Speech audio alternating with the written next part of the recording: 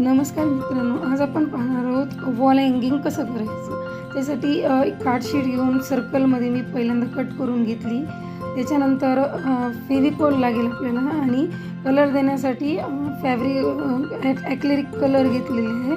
ते काळा कलर आपण सर्कलमध्ये देऊन घेतलेला आहे. त्याच्यानंतर माझा हा पहिलाच व्लॉग असल्यामुळे सहकार्य करा आणि चॅनलला नक्की फॉलो करा. वेगवेगळ्या पद्धतीने मी व्लॉग घेऊन येत राहील तुमच्यासाठी. आपण जे पिस्ता खातो त्याच्या कवरपासून आपण हे तयार करणार आहोत. तर सर्कलला सुरुवातीला फेविकॉल लावून घ्यायचा आणि पिस्ताचे जे कवर आहेत ते त्याला साईड बाय साईड असे आपल्याला चिटकवून घ्यायचे आहे, जेणेकरून ते निसटणार नाही. अशाच पद्धतीने पूर्ण गोल सर्कल करून आपल्याला तो शेप करून घ्यायचा आहे आणि स्टिक करायचे आहे. जसे की मी सेम याच प्रकारचे 4 सर्कल करून घेतलेले आहे ऑलरेडी. हे बघा, तुम्ही पाहू शकता सर्कल केलेले सगळ्यांना सेम चिटकवून घेतलेले आहे. वॉल हँगिंग एकदम सुंदर पद्धतीने होऊ शकते.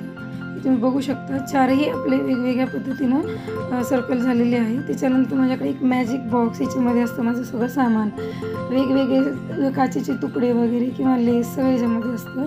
तर त्यातूनच मी एक सर्कल काचेच्या तुकड्यांचे सर्कलमध्ये असलेले किंवा स्क्वेअर असलेले काढून घेतले आणि ते आपले जे स्क्वेअर केलेले आहे त्याला एकदम सेंटरला फेविकॉलच्या साह्यानं व्यवस्थित चिटकून घेतलेले आहे. पाहू शकता तुम्ही, हे जर स्टिक चांगल्या पद्धतीनं होतं. आणि जे आपण काचेचे तुकडे काढलेले आहे हे मी मिशोवरून मागवलेले आहे, एकदम स्वस्त आणि मस्त. तर ते आपण कशातही वापरू शकतो. सेंटरमध्ये हे जेव्हा लावून घेतले स्क्वेअर किंवा सर्कलच्या शेपचे, तर ते अशा प्रकारे आपण दिसू शकतात. बघा तुम्ही.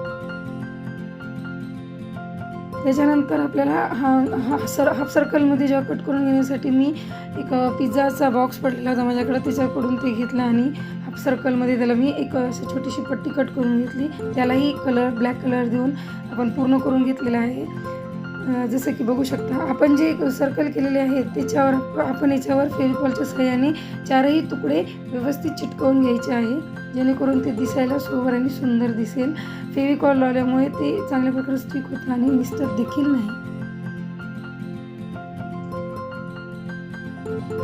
सगळे तुकडे छान लावून झाल्यानंतर त्याला एक 10 मिनिट वाळू द्यायचं किंवा मग सुकू द्यायचं. वाळल्यानंतर जेणेकरून ते निसटणार नाही अशा पद्धतीने आपल्याला ते स्टिक करून घ्यायचे आहे. 4ही तुकडे व्यवस्थित लावून घेतलेले आहे, पाहू शकता. त्याच्यानंतर एक छोटीशी लेस घेऊन त्याला बॅक साईडने आपण चिटकवून घ्यायचं आणि अशा प्रकारे आपण वॉल हँगिंग करू शकतो, टाकाऊपासून टिकाऊ.